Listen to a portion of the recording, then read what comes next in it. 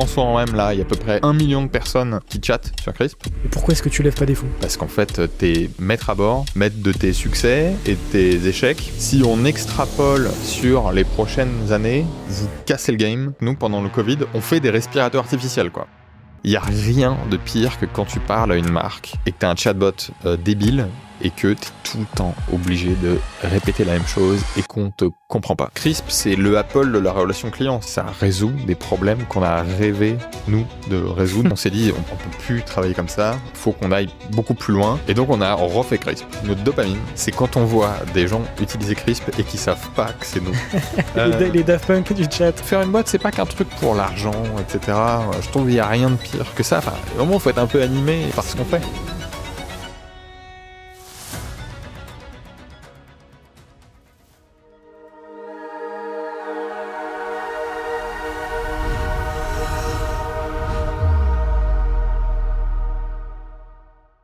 Bonjour à toutes et à tous, bienvenue sur Serial Entrepreneur, le podcast des entrepreneurs. Aujourd'hui, on se retrouve pour un nouvel épisode avec Baptiste Jamin, qui est le cofondateur et CEO de Crisp. Avant de le recevoir dans ce superbe studio, je vais vous parler justement du studio qui nous accueille aujourd'hui pour cet épisode. Surtout si vous voyez ce podcast sur YouTube, on est accueilli par Room. Room, c'est un studio qui est basé notamment dans le 13e arrondissement de Paris.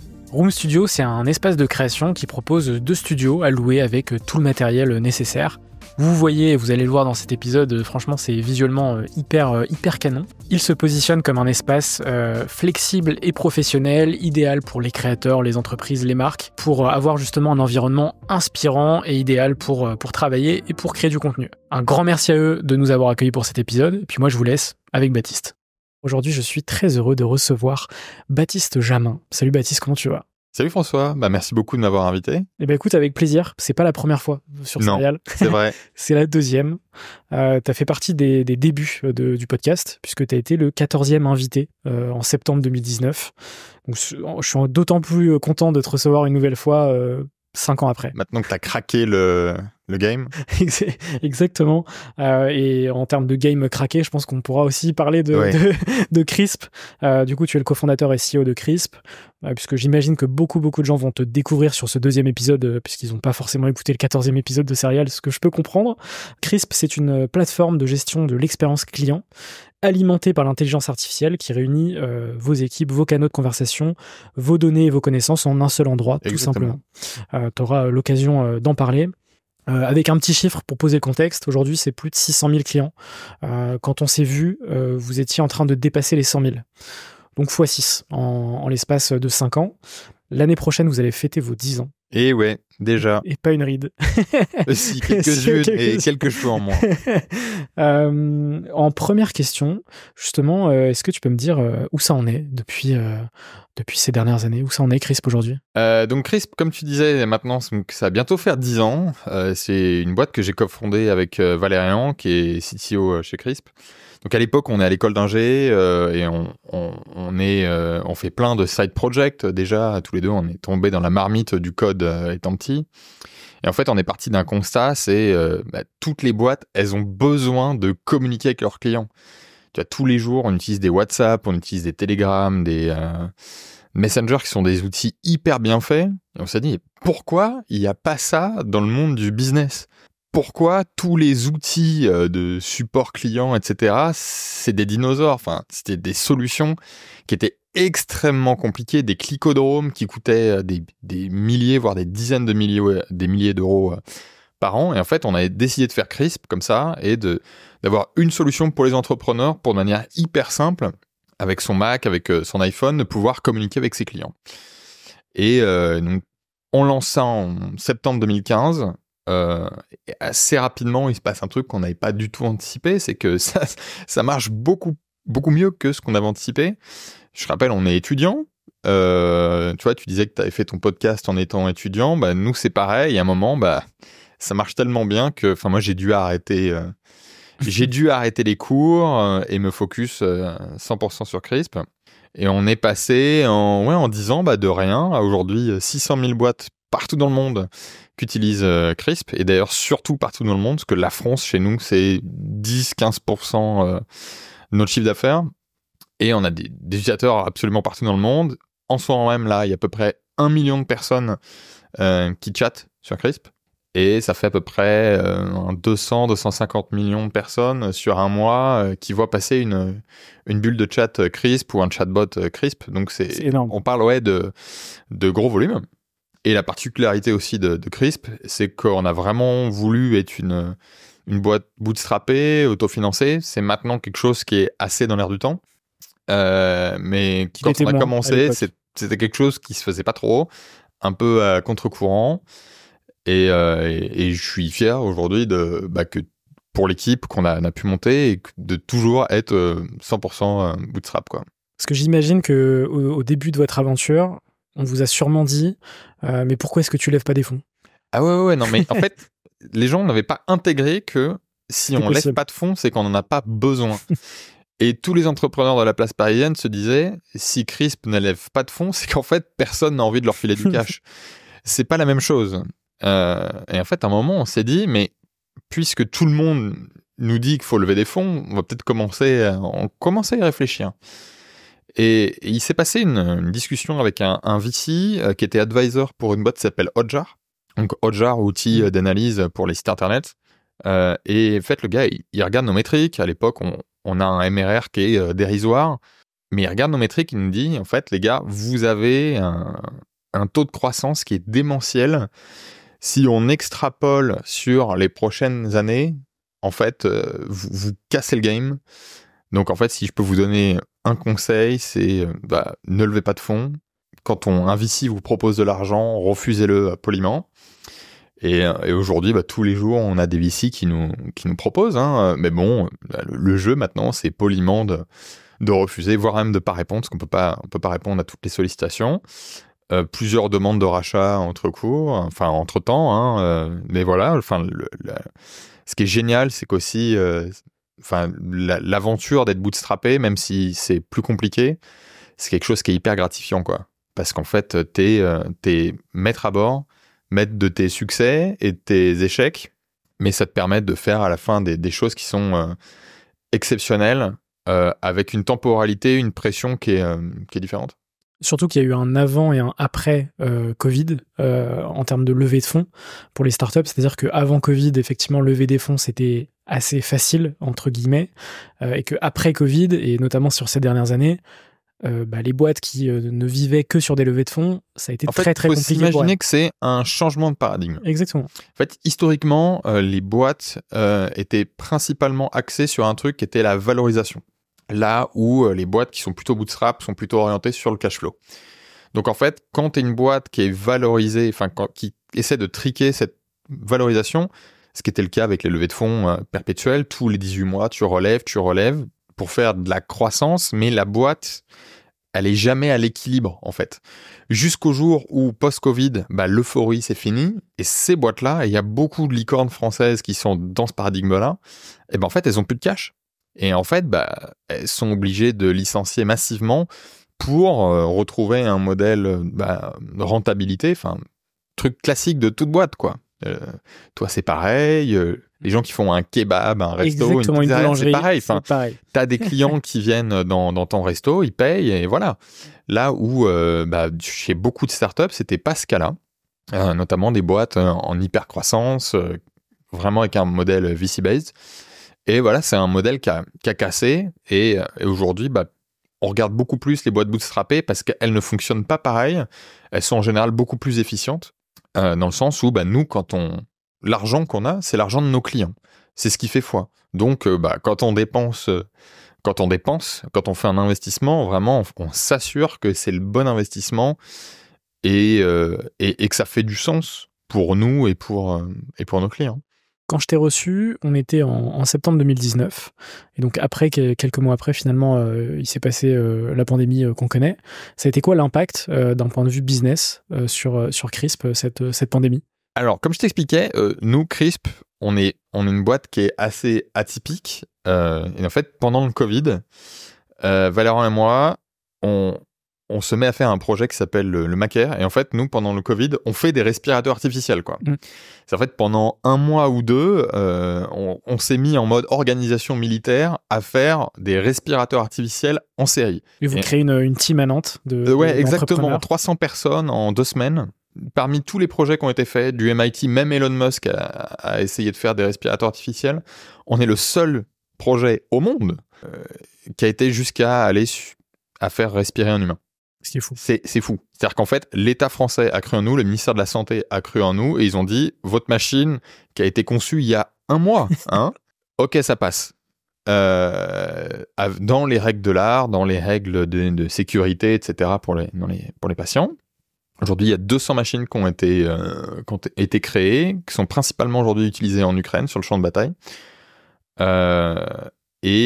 Heureusement, il n'y a pas eu besoin, avec le Covid, d'autant de respirateurs artificiels, mais c'est quelque chose qui a été pensé dans des situations de crise. Donc voilà, nous, pendant le Covid, on fait ça. Ce qui est dingue. Heureusement, en fait, quelques mois avant le Covid, on avait fait beaucoup de modifs dans CRISP. Historiquement, Valérian et moi, on était un peu bottleneck dans pas mal d'opérations sur CRISP. Tu vois, par exemple, pour faire des refound, pour faire des choses comme ça. Et en fait, on s'est dit, on peut plus bosser comme ça, il faut déléguer beaucoup plus, faire grossir la team, et qu'on soit beaucoup plus une team décentralisée et pas en mode centralisé, au contraire. Et on a fait ça quelques mois avant. Et en fait, je pense que ça fait du bien à toute l'équipe parce qu'en fait, pendant 1 mois et demi, en fait, Valérian et moi, on n'était pas trop dispo. Et en fait, ça a aidé à fond à mieux nous organiser. Et en fait, c'est quelque chose qui, au final, aura été hyper payant. Parce que cette année-là, on a fait à peu 50 à 60% de croissance, portée par le fait que aussi beaucoup d'entreprises ont besoin, beaucoup d'entreprises qui sont physiques, qui font du retail et qui, du jour au lendemain, elles ont besoin de vendre en ligne. Je pense notamment au e-commerce, des boîtes classiques qui, du jour au lendemain, faut aller sur Internet et il faut commencer à vendre sur Internet parce que c'est le seul moyen de faire du business. Et donc, on a accompagné beaucoup d'entreprises cette année-là qui continuent de nous faire confiance. Et c'est vrai que ça a été un coup de pouce pour nous, comme beaucoup de boîtes dans le milieu du SaaS, comme toi pour ton podcast. Mais nous, ça nous a permis aussi de mieux nous structurer. Ouais, donc une amélioration d'un point de vue structure, de process en interne aussi, j'imagine. Exactement. Et en fait, je pense que c'est hyper important aujourd'hui pour toute entreprise, pour les fondateurs, de ne pas être des bottlenecks, pour que l'information circule, que même la prise de décision puisse nous, c'est important pour CRISP, que tout le monde puisse prendre des risques, essayer des choses, et pas avoir cette structure pyramidale, etc. Et il n'y a que comme ça qu'une startup peut être efficace. Et moi, j'aime bien ce concept de pizza box team de chez Amazon, où en fait, une team doit pouvoir fonctionner autour de 1 à 2 boîtes à pizza, quoi. Ok. Et c'est comme ça que tu peux faire des teams des équipes qui fonctionnent hyper bien, parce que en termes de prise de décision, c'est facile, quoi. Ça a été difficile à mettre en place ou c'est quelque chose que vous avez mis en place assez rapidement ? Non, parce que ça s'est imposé à nous. De manière naturelle. De manière assez naturelle, mais et chez CRISP aussi, un truc qui est particulier, c'est que dans notre modèle de croissance, on est principalement, uniquement une boîte inbound. C'est-à-dire qu'aujourd'hui, CRISP, t'as pas de sales full demande entrante qui font du calling, etc. Ça, on fait pas. Et donc, ça demande d'être hyper efficace. C'est-à-dire qu'en fait, que t'as un site internet, t'as des leads qui arrivent sur ton site internet, tu fais en sorte de les convaincre à ton produit, à ta marque, à ta vision, et à ce qu'ils s'inscrivent.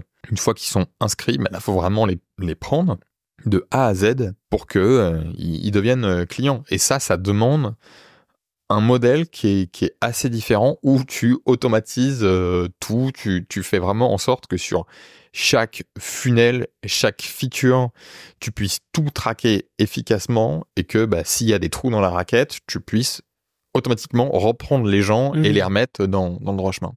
Donc ça, c'est ce qui s'est passé en 2020. Qu'est-ce qui se passe ensuite en 2021 ?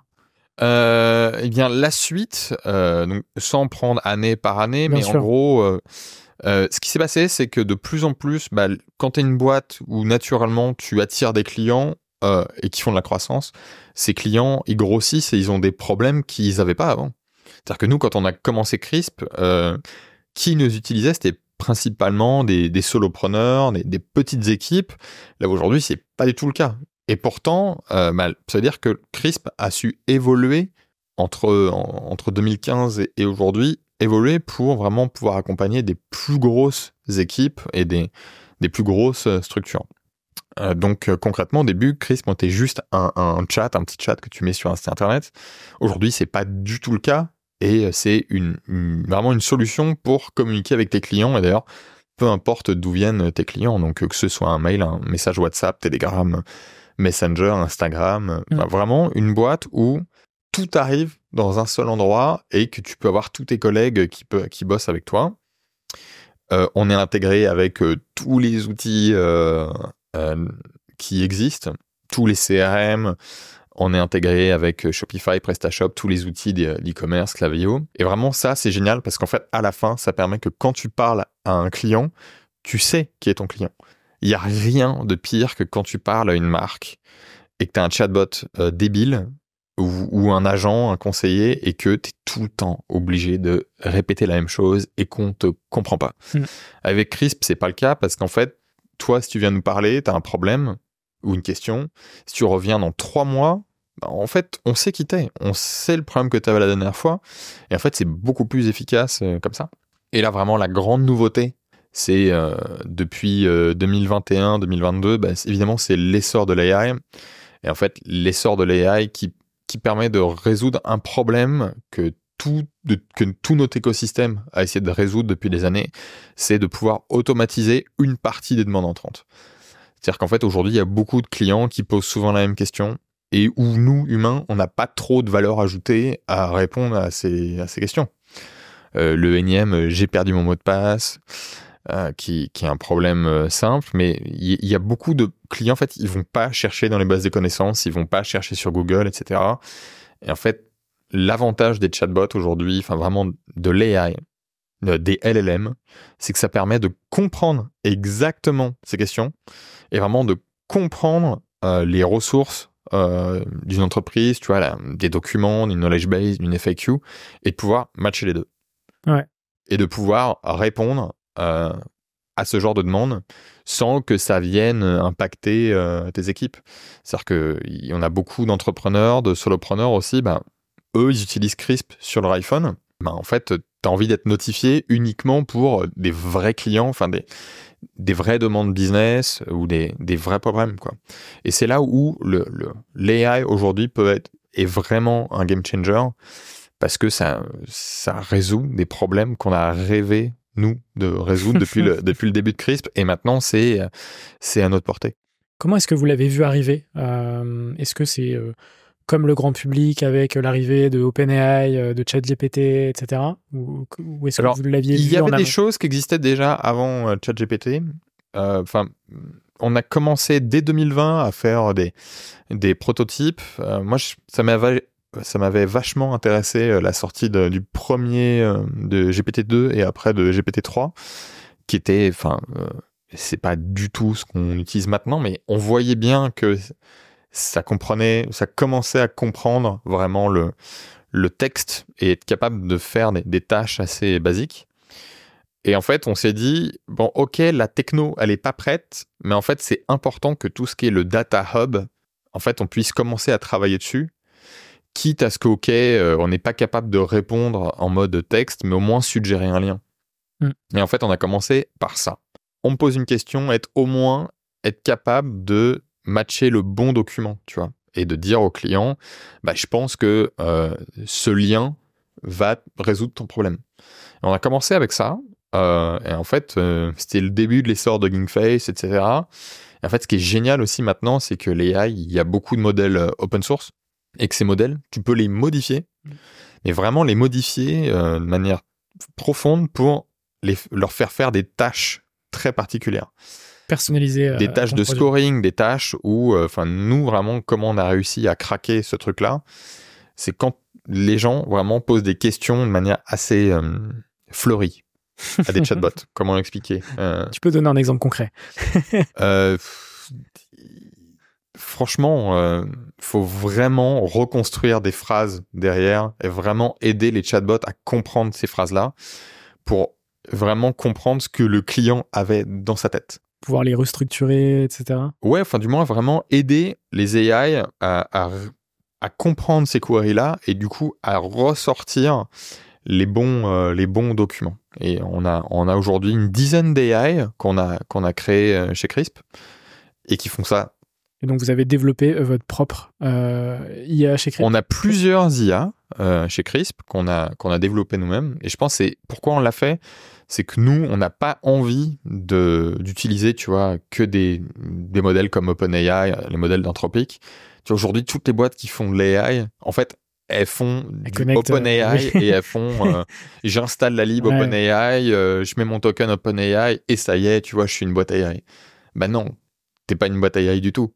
Et puis ça coûte plus cher. En plus, si OpenAI un jour il décide d'aller dans ton business, ton produit est mort. Enfin, c'est mort, quoi. Et moi, je pense que c'est important, même pour la souveraineté européenne, quoi. Enfin, on va pas se laisser niquer par les Américains. Et heureusement, il y a des boîtes comme Mistral en France. C'est un peu la seule, d'ailleurs. Non, il y a le labo de recherche aussi de Niel. Mais heureusement, en tout cas, on a des modèles open source aujourd'hui qui sont assez faciles à utiliser et que on peut les modifier pour vraiment faire exactement les tâches qu'on voulait. Et ça nous change la vie. Tu vois, récemment, on a fait un nouveau produit sur Crisp qui s'appelle le Lovelet. Et en fait, c'est pas un chatbot, c'est vraiment un système de recherche où tu appuies sur un bouton et là, ça ouvre un genre de pop-up de recherche. Et là, tu peux taper des questions dedans et c'est hyper rapide. En fait, c'est capable de te ressortir des documents hyper rapidement qui matchent exactement ce que l'utilisateur voulait. Donc, par exemple, tu mets ça sur une doc pour des développeurs ou sur un site de e-commerce, tu peux directement retrouver exactement le bon produit ou les bonnes ressources pour le bon problème. C'est un peu comme un ChatGPT mergé avec un Google, quoi. Mais exactement pour ton site à toi, ta marque. Et ça, on a pu le faire parce qu'on maîtrise nos modèles et en fait, on maîtrise nos coûts aussi. On n'a pas besoin de payer une requête à OpenAI à chaque fois que quelqu'un écrit et fait une recherche. Vu que c'est votre propre... Et nous, là, en ce moment, même... il y a 1 million de personnes, tu vois. Ça coûte très cher. Donc, t'imagines si à chaque fois 1 million, token, banqueroute, quoi. Quand tu repenses au toi de 12 ans qui commençait à coder, quand tu vois justement la puissance de l'intelligence artificielle aujourd'hui, est-ce que tu te dis, putain, si j'avais eu ça à 12 ans, mais toutes les possibilités que j'aurais pu... En fait, j'ai un neveu qui a 12 ans et on a un jeu. Je le ramenais en voiture récemment. Et en fait, maintenant, il y a le nouveau modèle de voix d'OpenAI. Et en fait, on a fait un jeu, lui qui est fan d'Harry Potter, où on s'est un peu inspiré de l'émission de Nagui, où c'est tout le monde veut prendre sa place, où tu as duo, carré ou cash, et en fait, en fonction de si tu réponds en one shot ou en 2 shots ou 4 shots, t'as pas le même nombre de points. Et en fait, juste en expliquant à ChatGPT le principe, on peut jouer, en fait. Chacun son tour, ça compte les points, etc. Et en fait, le petit me demande, est-ce qu'on pourrait pas en faire une app? Comme ça, nous, à distance, on peut y jouer. OK. Et en fait, on a fait l'app, enfin, plus exactement, il a fait l'app. C'est-à-dire, en fait, il a demandé à chaque fois ce qu'il voulait. Ça fait le code back-end, ça fait le code HTML. Et à chaque fois, il voyait que les règles du jeu étaient pas correctes. Et en fait, il demandait à ChatGPT, non, mais tu modifies le code pour que ça me fasse les règles du jeu. Et en fait, c'est fantastique parce que un enfant aujourd'hui, un jeune ado, peut apprendre beaucoup plus vite à faire ce genre de choses. Je pense que le problème aujourd'hui, c'est que les ados, les enfants, ils n'ont pas accès souvent à des ordis. Ils ont des smartphones, mais toi et moi, on est une génération où, on est un peu la génération Dofus, on a un ordinateur chez nos parents, une grosse tour, exactement. Il n'y a plus ça aujourd'hui. Et donc, je pense que ça va être un frein dans les prochaines années pour vraiment avoir des gens qui savent l'usage de coder. l'intelligence artificielle. Ils savent par contre bien se servir d'un smartphone, mais on fait pas la même chose avec un smartphone. Moi, pour l'enfant que j'étais à 12 ans, ce que je trouve génial, c'est que avant fallait coder. C'est en fait, la machine, elle comprenait Enfin, elle faisait exactement ce qu'on lui demandait. Mais maintenant, en fait, on peut apprendre à la machine à faire ce qu'on veut. Donc, ce qui est déjà génial maintenant, c'est qu'on peut prompter des AI, etc. Mais moi, ce que je trouve encore mieux, c'est quand on fine-tune un modèle. Quand on modifie un modèle, et en fait, concrètement, comme c'est assez simple, mais ça consiste juste à prendre un dataset de données, qui est pas énorme, hein, 1000, 2000 exemples. Et en fait, avec juste ces 2000 exemples où tu décris ton raisonnement, enfin vraiment la tâche à résoudre, et comment la résoudre. À chaque fois, tu fais un exemple, un résultat, un exemple, un résultat. Et ben en fait, au bout de 2000 fois, même une IA très simple, un petit modèle, clac, il a réussi à le faire. Et là, tu te dis, mais c'est incroyable ce truc. Okay. Et même des tâches assez complexes. Et en fait, ce qui est génial, c'est qu'après, tu peux utiliser ça dans ton produit à toi.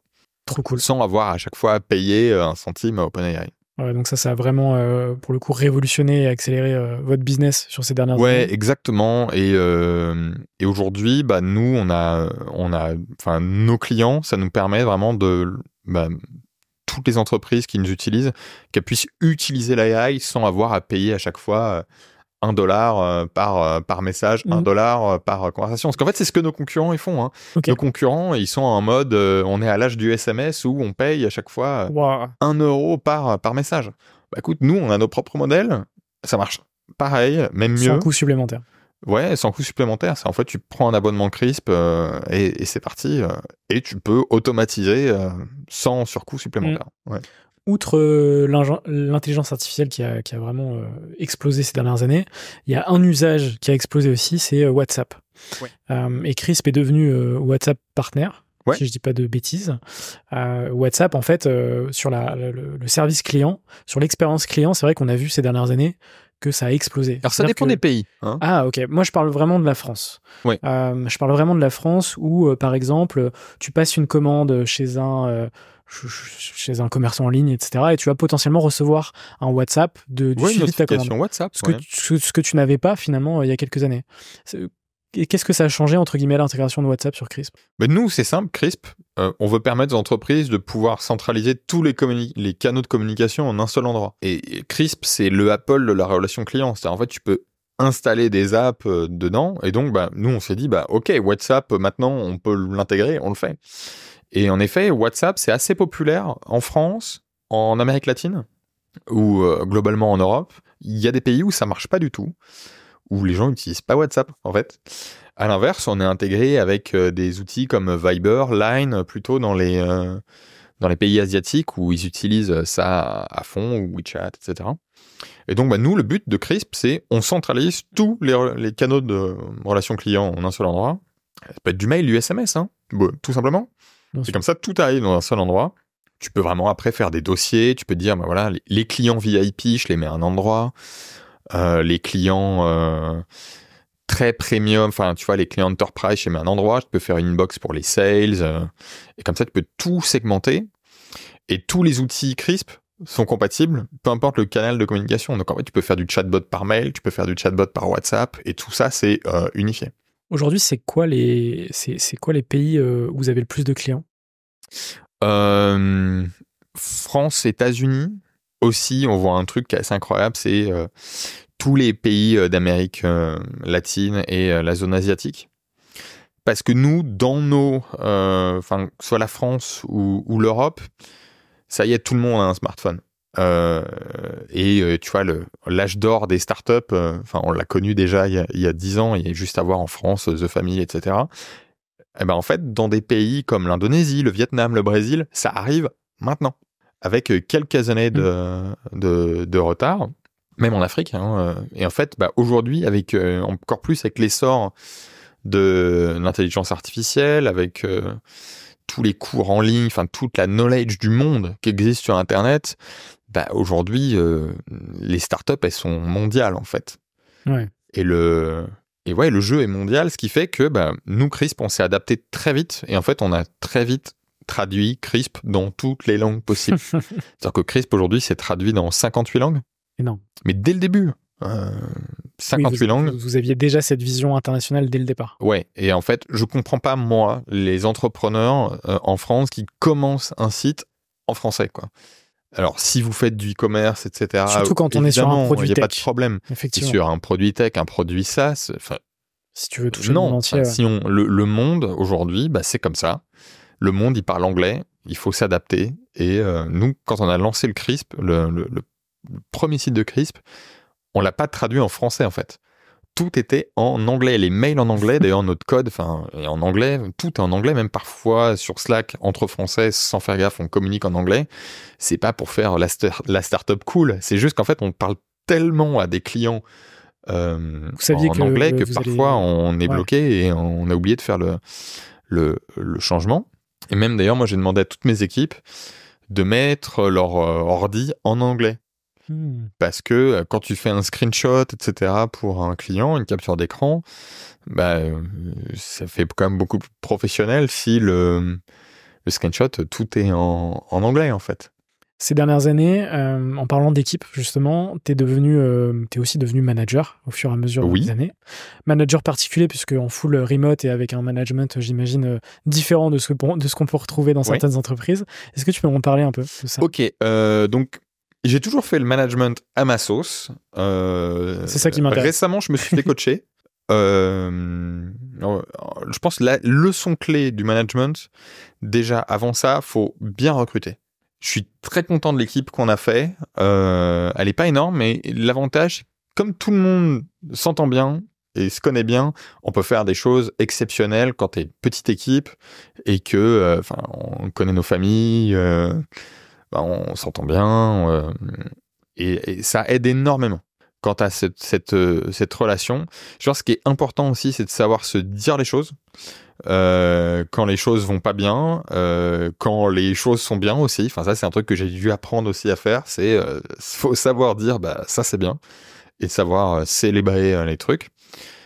Demain, donc aujourd'hui, on lance la V4 de Crisp. Je voulais en parler après. on fait une teuf, quoi. Trop de spoil. On fait la fête parce que c'est important aussi de savoir célébrer ça. Donc, la clé, c'est avant d'être un bon manager, je pense qu'il faut savoir bien recruter et bien choisir son équipe. Une fois que tu as bien choisi ton équipe, en fait, tu n'as pas trop besoin de manager parce que c'est beaucoup plus facile. Après, évidemment, il y a des situations, des choses qui sont surprenantes parfois, mais ça passe et qu'en fait c'est pas grave. Et puis je pense que quand on prend le point de vue aussi de l'autre personne, etc., on peut s'adapter. Après, il y a des choix difficiles aussi à faire. Mais ce qui est génial aussi de Crisp, c'est que quand on rentre chez Crisp, en général, on n'en part pas. On a eu très peu de départs ces dernières années. Après, si les gens ils veulent partir sur d'autres projets, avoir une famille, etc., faire un break, c'est possible. On a même on a une personne, par exemple, chez Crisp qui a fait un break pour être maman. Elle est revenue à un moment, tu vois, après. Pas de problème. Trop cool. Donc je suis très content de l'équipe qu'on a montée. Être manager, c'est pas très compliqué. D'ailleurs, j'aime pas dire que je suis manager. J'en ai pas la sensation. Je pense qu'il faut être disponible et à l'écoute. C'est pas tout le temps facile d'être disponible et à l'écoute, vu l'équipe qu'on est. Chez Crisp, par exemple, on fonctionne beaucoup à l'écrit. Comme on est on est très décentralisé, on n'a pas attendu le Covid pour faire du télétravail. C'est-à-dire que dès le premier jour, d'ailleurs, quand on a commencé Crisp, on n'avait pas de bureau. Donc, ce qui fait que c'est important de pouvoir écrire de manière hyper efficace. Puis ça permet d'éviter tous les calls inutiles et la réunionnite.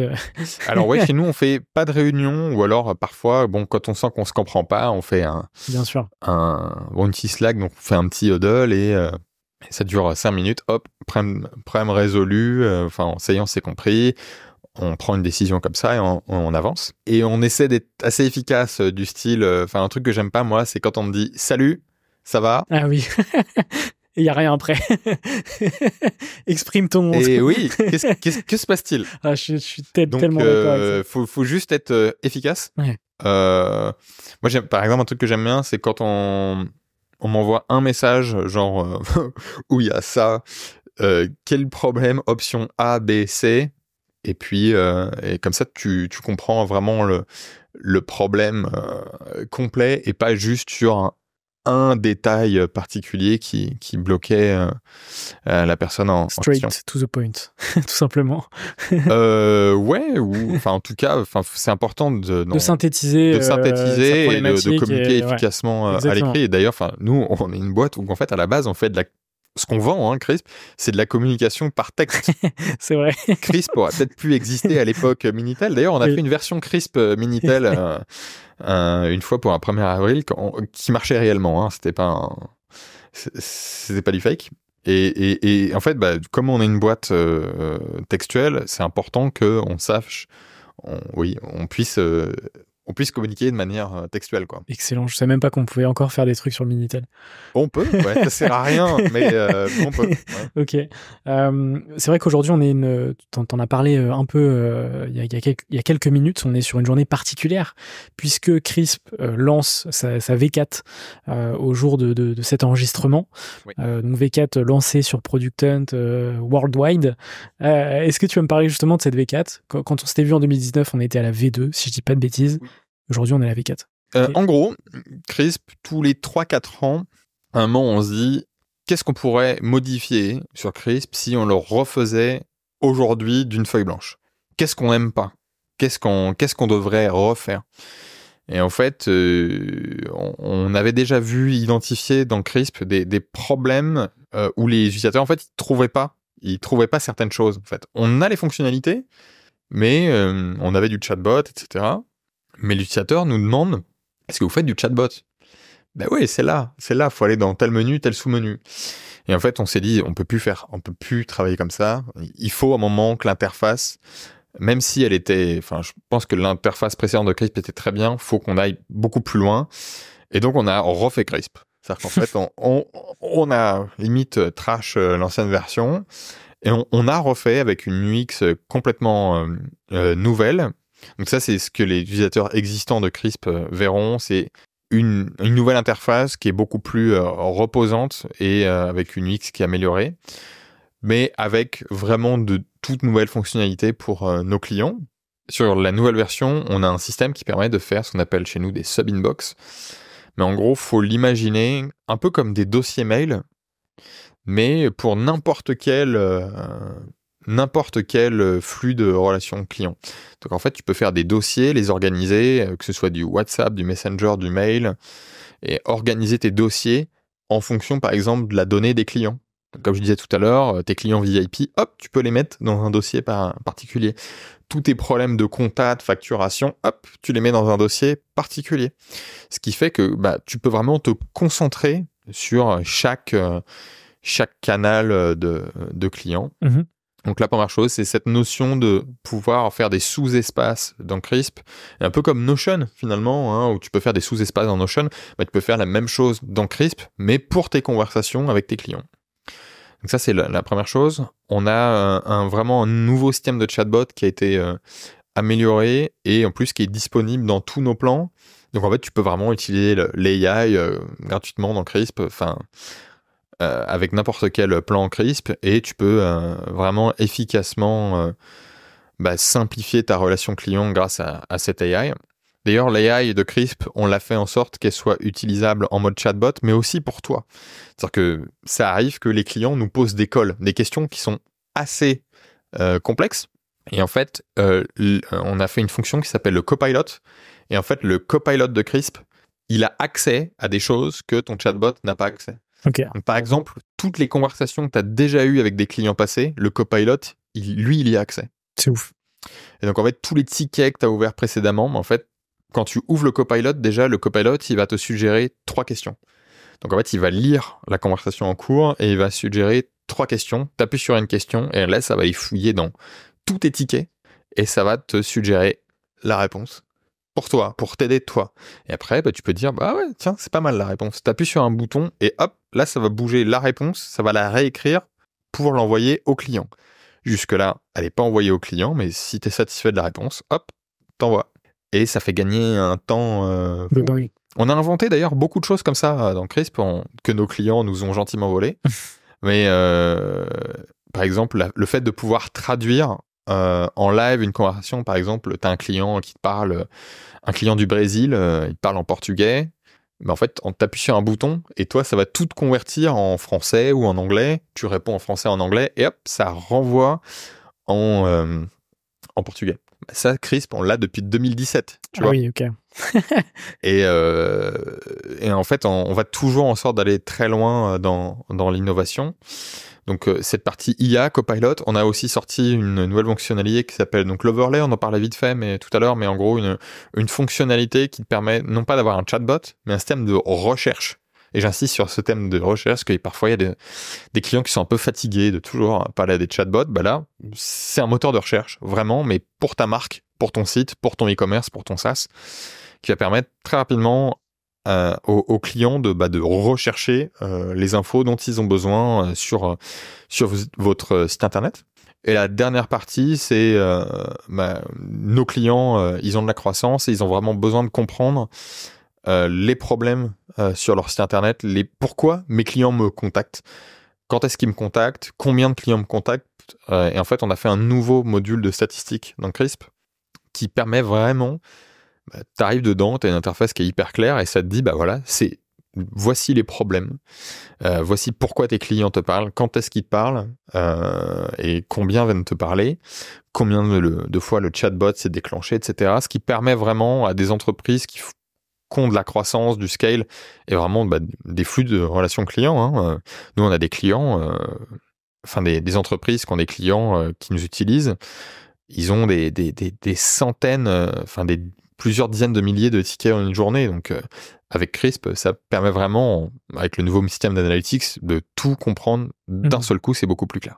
Ok, super donc, beaucoup de nouvelles fonctionnalités dans la nouvelle V4. On a encore d'autres choses qui vont arriver, mais ce qui était important pour nous, c'est vraiment d'avoir une interface qui était la plus claire possible, que ce soit pour des petites entreprises qui pourraient nous regarder ou vraiment des beaucoup plus grosses entreprises, voire même des boîtes du CAC 40, arriver à jongler avec les deux sans avoir une interface qui est une usine à gaz, quoi. Ok, moi j'irais mettre un thumbs up sur Product Hunt. Ah, merci beaucoup. Ouais. C'est important. On passe à la partie bilan de ces dernières années. Donc de 2019 à aujourd'hui, 2 questions. Quel a été le moment le plus difficile sur ces 5 dernières années pour toi ? Il y a toujours des moments difficiles. Ce qui est toujours compliqué, c'est quand il se passe quelque chose que tu n'as pas anticipé. Donc ça peut être des petits problèmes juridiques, des choses comme ça que tu n'avais pas spécialement anticipé. Là où Valérian on est bon, nous deux, c'est sur tout ce qui est tech.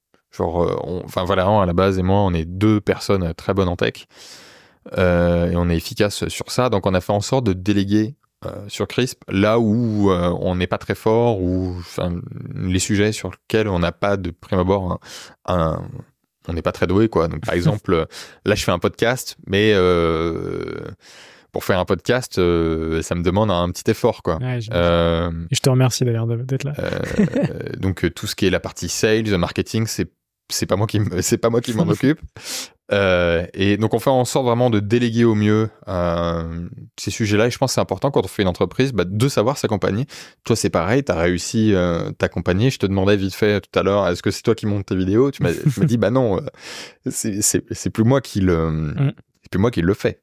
Et ça va de soi. Et c'est comme ça qu'il faut faire quand on fait son entreprise, c'est de savoir au bon moment de se dire, là je peux plus, je délègue. Et toi aussi, tu es une entreprise bootstrappée, et donc, tu as fait ce travail-là avant. Donc, la personne qui monte tes vidéos, toi, tu l'as fait avant. Tes podcasts, tu les as montés, donc tu sais de quoi tu parles. Et donc, c'est beaucoup plus efficace aussi comme ça. Il faut surtout, vraiment, tu parlais du management tout à l'heure, le meilleur moyen de savoir déléguer, c'est de déléguer. Et donc, le meilleur truc, c'est pas de regarder tout ce que la personne fait, etc. Nous, quand quelqu'un débarque chez Crisp, dès le premier jour, les 10 premières minutes, tiens, hop, va parler au client. Et tout le monde me dit, normalement, on fait pas ça comme ça. Tu vois, dans un onboarding, bah, nous, vraiment, c'est un peu la piscine, quoi. C'est le grand bain dès le premier jour. Et il n'y a pas de truc plus formateur que se lancer dans le grand bain. Et puis, bon, ce qui est génial, c'est que c'est là où nous, humains, on est très forts par rapport à des IA, et c'est qu'aussi, on sait apprendre en live, quoi. Et donc, il faut accepter que toute personne a une learning curve aussi et qu'on apprend. Donc, je suis sûr que toi, la première fois que tu as eu quelqu'un à monter une vidéo pour toi, tu as peut-être dit 2-3 trucs, j'aurais pas fait comme ça, mais à la fin, t'es content, quoi. Et t'as plus besoin d'y réfléchir. Ouais, exactement. Donc, ouais, quelques moments parfois difficiles, mais en fait, c'est aussi quand on est entrepreneur, on est fait pour ça, quoi. C'est-à-dire que s'il n'y a pas de problème, c'est pas cool. C'est qu'il y a un problème. S'il n'y a pas de problème, c'est qu'il y a un problème, exactement. Donc, notre rôle en tant qu'entrepreneur, c'est de se mettre dans la situation jusqu'à ce qu'il y ait un problème et qu'on doive le résoudre. Et à l'inverse, c'est quoi le moment le plus marquant positivement de ces dernières années? Est-ce que c'est le fait d'avoir contribué à la pandémie sur le côté respirateur ou... Alors ça, c'est quelque chose qui nous a marqué évidemment et qui a été bénéfique pour Crisp. Moi, vraiment, notre dopamine, c'est quand on voit des gens utiliser Crisp et qui savent pas que c'est nous. Du style... Les Daft Punk du chat. Ah ouais, carrément. Moi, j'ai aucun problème avec ça. Tu vois, je suis pas très présent sur LinkedIn et tout. Mais moi, vraiment, ce qui me fait plaisir, c'est parfois je me balade et je vois quelqu'un en train d'utiliser Crisp et je vais sur le net et je vois que le site derrière utilise Crisp, ça m'arrive tous les jours, et parfois il se passe des trucs genre vraiment dans la vraie vie, quoi. C'est-à-dire pas sur internet, des gens dans le métro, ça nous est arrivé récemment, on allait louer il y a quelques années, on allait louer une camionnette dans un Leclerc, et dans le Leclerc ils utilisaient Crisp, tu vois.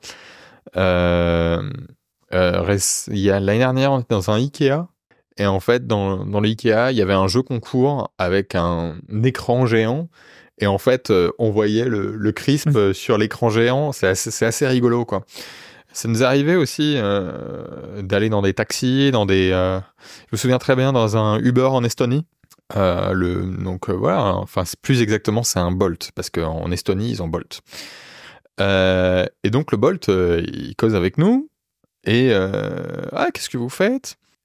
Nous, on s'attend à parler à un chauffeur de VTC, donc on édulcore un petit peu. Ah ouais. Mais du coup, c'est quoi la solution? C'est Crisp? Et là, le gars, il s'arrête. Attendez, j'ai les fondateurs de Crisp derrière moi. Mais énorme! En fait, je vous explique. Moi, je lance ma boîte, je fais un peu de chauffeur à côté pour faire du beurre dans les épinards, et en fait, j'utilise Crisp. C'est trop bien. Je suis trop content. Et ça, des histoires comme ça, on en a plein. Donc, c'est voir l'usage de la plateforme. Ouais, et physique, partout, quoi. Ça, quand on peut aller dans n'importe quel pays dans le monde, on aura l'utilisateur Crisp. Et ça, c'est génial. D'ailleurs, c'est ce qu'on fait à chaque fois qu'on va dans un pays. On va regarder dans la user base, et en fait, on va parler à un des clients. En fait, tu vois vraiment leur vie, comment ils fonctionnent. Et c'est un apprentissage énorme. Ouais, et puis surtout quand tu prends du recul sur le fait que c'est un produit que tu as commencé à développer en tant qu'étudiant, et qu'aujourd'hui, il y a plus de 600 000 clients, effectivement des gens que tu peux croiser dans la vie de tous les jours, utiliser quotidiennement le produit, c'est vrai que c'est hyper satisfaisant. Une famille, j'ai 2 frères et 2 sœurs, et ça m'arrive, tu vois, ils parlent de leur petit frère en soirée, etc., et ils me disent « Ah tiens, c'est marrant, j'ai parlé de ce que tu fais, du coup ma pote, elle utilise aussi. » Il y a quelques temps, ma sœur, elle est recrutée dans une boîte qui utilise. Et elle nous utilise, tu vois. Donc c'est assez, on en est arrivé là, et c'est assez plaisant. Trop bien. On va pouvoir passer à l'avant-dernière partie de l'échange sur les rencontres, le mindset et l'entrepreneuriat. Ouais. C'est une partie qui est présente sur chaque épisode avec plusieurs petites questions. La première, c'est: est-ce que tu peux me parler d'une rencontre qui a marqué ton aventure? Moi, c'est la rencontre avec Valérian. C'est mon associé. C'est-à-dire qu'avant, je faisais des projets dans mon coin ou avec des gens sur Internet, et pour la première fois, j'ai rencontré quelqu'un qui était aussi fou que moi, qui voulait aller aussi loin dans le détail. Et c'est vrai que c'est ça qui est génial, c'est que chez Crisp, quand on fait un truc, on le fait pas à moitié, quoi. Et avec Valérian, on s'est vachement complété sur ça. Et on est capable d'avoir des discussions complètement abstraites pour résoudre des problèmes. Enfin, je me souviens très bien, une fois, on était à une conférence tech et en fait, on est arrivé en retard parce qu'en fait, on était dans l'ascenseur et on parlait dans l'ascenseur et on n'avait jamais appuyé sur le bouton. Tu vois, on était tellement dans notre monde que on n'avait pas pensé à appuyer sur le bouton. Tu vois, c'est à ce niveau, c'est à ce niveau-là. Donc pour moi, vraiment, la rencontre, c'est la rencontre avec mon associé Valérian. Enfin, on sait mutuellement ce qu'on se doit, quoi. Ouais, et puis ça va faire bientôt 10 ans que vous bossez ensemble. Ouais, exactement. Et ça, c'est quelque chose qui est qu'on se doit mutuellement. Et on a appris avec le temps, avec les années aussi, à travailler ensemble. Enfin, on est hyper complémentaires, quoi. Exactement. Tu parlais des Daft Punk tout à l'heure. Bah ouais, moi je prends tout à fait le truc parce que je suis fan des Daft Punk. J'aime pareil. Et les Daft Punk, ils fonctionnent un peu comme nous. C'est-à-dire qu'en fait, il y en a un, il va être vachement dans les arrangements sur les machines et tout, et l'autre, il va faire des compositions, et l'autre, tu vois, il va reprendre les compositions et va les modifier. C'est un peu similaire. Ouais, bah, on fonctionne exactement comme ça. Ma deuxième question sur cette partie, c'est quoi pour toi le plus important dans le fait d'entreprendre? Pour toi? De se faire plaisir. On est là pour se faire plaisir. Et puis, pour moi, ce qui est important dans le fait d'entreprendre, c'est aussi, on est aussi nos propres patrons. Enfin, j'aime pas le côté collaborateur, patron. Enfin, j'ai fait en sorte de créer Crisp avec Valérian, être une entreprise où nous, si on avait pu être recrutés, on aurait bien aimé bosser chez Crisp. Et ça a été vraiment notre objectif. Et je pense que c'est un truc à viser en tant qu'entrepreneur, c'est vraiment pouvoir construire son métier aussi, quoi. Exactement. Moi, quand je commençais, tu vois, quand t'es collégien, lycéen, tu fais des forums étudiants, etc. pour trouver une école, pour trouver un métier. Et je me souviens, j'étais arrivé devant 8 personnes de Supinfo, donc il y avait des étudiants, des profs, et je leur disais ce que je voulais faire dans la vie. Donc en fait, moi, j'aime ça, en fait. J'aime à la fois le réseau, j'aime à la fois le web design, j'aime à la fois le back-end, et ils m'ont dit, ça va pas être possible. En fait, je crois que t'as pas compris, ça va pas être possible. Mais j'ai pas envie de choisir, en fait. C'est-à-dire que moi, si je me lève le matin et que j'ai envie de faire du marketing, je ferai du marketing. Et si j'ai envie de faire du support client, je ferai du support client. Et c'est ça qui est génial aussi, c'est que tu peux naviguer. D'ailleurs, tout le monde chez Crisp, on est tous un peu couteau suisse. D'ailleurs, on a tous ceux qui ont bossé chez Crisp, ils ont eu une autre vie avant et ont fait un autre métier avant. Et ça qui est génial, c'est qu'en fait, quand tu additionnes tout ça, tu peux faire des choses très différentes, quoi. Super. Et ma dernière question, c'est comment est-ce que ton entourage vit ton aventure? Bien. C'est pas toujours facile d'expliquer au début, quand on commence, exactement ce qu'on fait. Mais avec le temps, surtout la famille, mes frères et sœurs notamment, parce qu'ils voient bien des amis à eux qui leur en ont parlé, qui l'utilisent, ils ont fini par vraiment comprendre très bien ce qu'on fait. Donc forcément, la famille, c'est toujours un soutien très fort. Et moi, c'est quelque chose que j'adore, c'est aussi... ma famille, moi, ils sont pas du tout dans l'univers tech, dans l'entrepreneuriat. Ils ont des métiers plus classiques, des problèmes qui sont pas les miens. Mais du coup, ce qui est génial, c'est aussi quand tu vas dans ta famille, c'est un endroit où tu peux te ressourcer. Exactement. Et être, tu vois, pas parler de discussions d'entrepreneurs, de problèmes d'entrepreneurs, avoir des problèmes beaucoup plus terre à terre. Et ça fait du bien. Ou pas de problème du tout, mais d'être dans un environnement qui fait du bien. Hein. Ouais. On va pouvoir passer à la dernière partie du podcast avec des petites questions rapides. Évidemment, à chaque fois, tu as le temps d'y répondre. La première, c'est qu'est-ce que tu fais pour aller mieux? Je crois que quand on va mieux, pour aller mieux, il faut surtout voir tes limites. Il y a un moment où, surtout quand tu es entrepreneur, tu as envie accumuler parfois du travail. Au moment, il faut savoir dire stop. Tu fermes le laptop et c'est fini. De toute façon, le moment où ça sert à rien. C'est vrai. C'est-à-dire que tu sers à rien. Enfin, tu creuses un trou. Et donc, faut juste savoir s'arrêter. Faut savoir dire stop. Ouais. C'est quoi ton plus grand rêve? On a d'autres milestones à faire sur Crisp. Moi, je veux encore plus d'utilisateurs sur Crisp et on a encore d'autres milestones. Enfin, c'est ça ce qui est génial aussi, c'est on a beaucoup de features en cours de dev et dans le backlog. Et ce qui est génial, c'est de voir à la fin, quand tu mets ça dans la main des clients, l'impact hyper positif que ça a sur leur quotidien, sur leur business. Ouais. Donc ça, c'est mon rêve, c'est de réussir ça encore dans les prochaines années. Donc le million bientôt. Ah ouais, exactement. Ouais. De clients.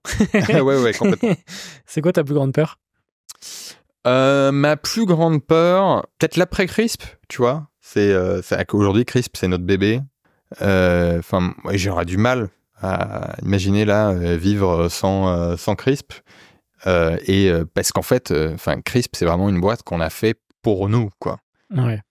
Et puis quand ça a été ton quotidien pendant 10 ans, c'est... Oui, vraiment, et c'est ça ce que j'aime bien dans Crisp, c'est que on peut faire... Il y a des défis qui sont géniaux, quoi. Il y a des problèmes à résoudre qui sont exactement le genre de problèmes faits pour nous, que ce soit en termes marketing ou en termes sales. Quand on est des gens on aime bien craquer les problèmes. Ce qui est pas toujours facile, tu vois. Tu parlais des grands, des fois où on s'est planté, etc. Techniquement, quand on met à jour une base de données, etc., statistiquement, la loi de Murphy s'applique toujours à nous, quoi. Parce que Crisp, on fait partie on est parmi les top SaaS en France et les top, parmi les 1000 logiciels dans le monde les plus utilisés. Donc, ça fait que quand il y a une base de données, il y a un bug, c'est pour notre gueule, quoi. Et donc, ça nous est déjà arrivé de devoir committer faire des pull requests dans MySQL, etc. Parce qu'en fait, il y a des problèmes qui sont pour nous, quoi. En fait, quand tu as des clients dans le monde entier, il se passe des choses, de l'entropie, etc. Il suffit qu'un caractère très particulier d'un client dans une langue très rare, etc. qui fait que dans la base de données, ça l'a fait cracher total, quoi. Ok. C'est quoi le dernier livre qui t'a marqué? Alors, je lis pas. Je suis pas quelqu'un qui lit énormément. Je consomme pas mal de contenu sur YouTube. Ça peut être ma question d'après. On peut sauter le livre si tu veux. C'est quoi le dernier film ou la dernière série qui t'a marqué? J'ai aimé 2 séries très récentes. J'ai adoré une série sur Amazon Prime qui s'appelle Culte, sur les débuts de la télé-réalité en France. Qu'on aime ou pas la télé-réalité, c'est une histoire humaine qui est super. Les acteurs jouent vraiment très bien. C'est pas des acteurs connus en plus. Exactement. Et ils jouent très très bien, faut vraiment souligner ça. Le cast est très bon. Et c'est une histoire entrepreneuriale aussi.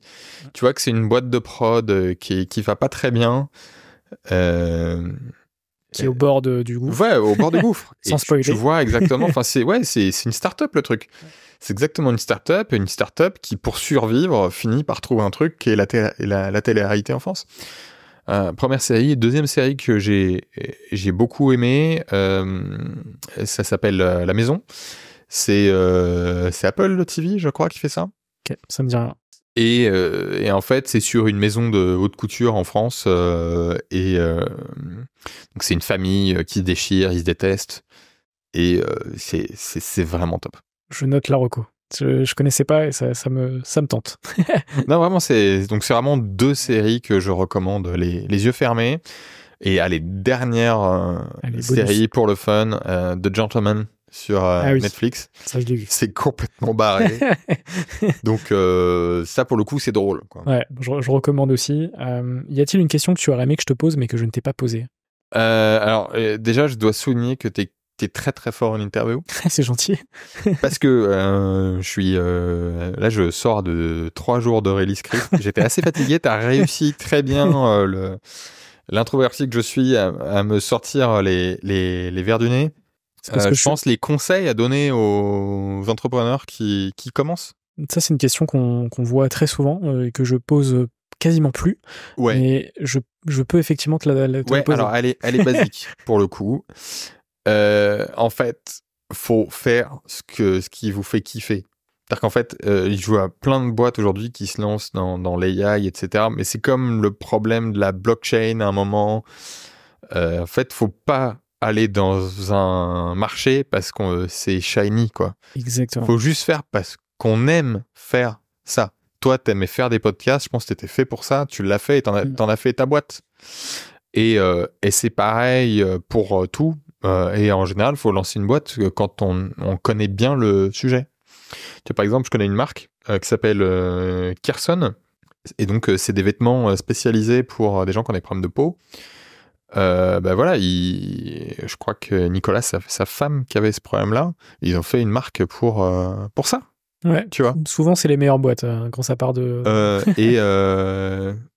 Quand vous avez un problème, vous faites une boîte pour ce problème-là et un truc faut trouver un problème qui vous passionne, quoi. On n'est pas là, c'est pas faire une boîte, c'est pas qu'un truc pour l'argent, etc.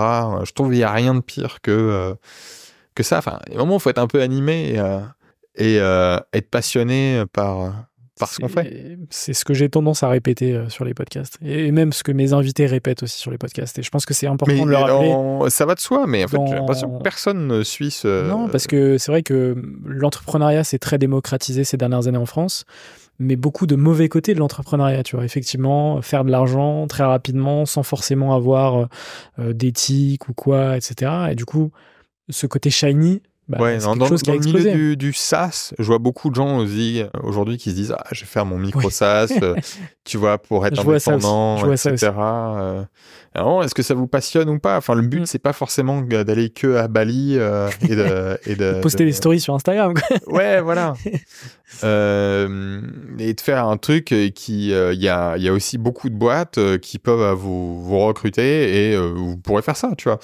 Le but à la fin c'est aussi de kiffer, de faire craquer des problèmes qui nous plaisent, quoi. Ouais, exactement. Il me reste 3 petites questions. Allez, vas-y. La question reverse que j'ai rajoutée l'année dernière. Tu prends le rôle de host pour une seule question. Okay. Y a-t-il une question que tu souhaiterais me poser? Ok. Comment toi t'as fait pour pouvoir passer de solo à scaler ta team? C'est-à-dire, c'est qui la première personne que t'es recrutée? La première personne que j'ai recrutée, c'était une jeune femme qui s'appelle Alizée, que j'ai recrutée en contrat d'apprentissage en 2022 au tout début de la boîte, parce qu'on avait besoin justement d'agrandir l'équipe.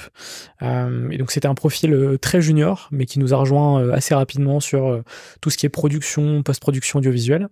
Et la première personne qu'on a recrutée à temps plein, en CDI, ça s'est passé le mois dernier. Elle s'appelle Maureen. Ce qui est intéressant, c'est qu'elle nous a rejoint en stage, puis en alternance, puis en CDI. Et du coup, sur toute la partie communication, aussi bien sur l'agence que sur le podcast. Comment est-ce qu'on a réussi à scaler l'équipe? C'est que je pense qu'on a compris vite le business du podcast. On a splitté notre business model en 2. Un business model sur la partie média avec Serial, sur le fait de sponsoriser le podcast, et un business model sur la prestation de service, modèle agence, qui est globalement un modèle assez classique, mais qui permet du coup de suffisamment générer des revenus pour pouvoir recruter et agrandir une équipe. Voilà. Bravo en tout cas. Merci, c'est gentil. Il me reste 2 petites questions. Est-ce que tu as une ou un entrepreneur à me conseiller pour un futur épisode? Ça, c'est un peu la carte de visite que tu donnes à la personne que tu as recommandée. Moi j'ai mon pote Quentin de Quélin, de Melisearch. Alors Quentin, en fait, ça a été mon coloc quand on a commencé Crisp avec Valérian. Ok.